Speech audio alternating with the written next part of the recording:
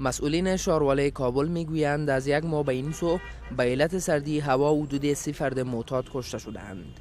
راحله کوهستانی رئیس خدمات کلتوری شارواله به رادیو آزادی گفت اگر به صحتمندی افراد معتاد توجه صورت نگیرد این ارقام افزایش خواهد یافت.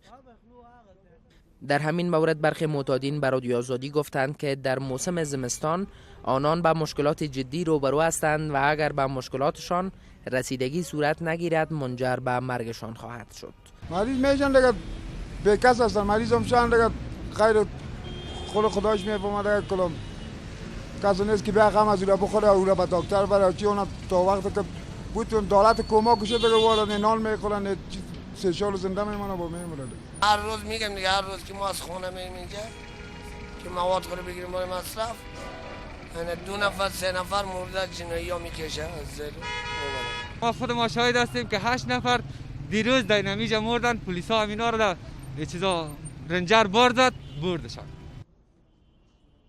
در همین حال مسئولان صحت عامه این مشکل را میپذیرند و میگویند آنان در بخش توجه به صحتمندی افراد معتاد تلاش کردند و قابل توجهشان میباشد. هر هفته و هفته 2 روز به صورت منظم او تعداد از افراد معتادین خیابانی که در جاده‌ها خواب میکنن و حیاتشون تهدید از جمع آوری میکنیم به خاطر که بی سرپناه هستند عرضه خدمات یا حاشیه باطل در خدمتشون قرار میدیم.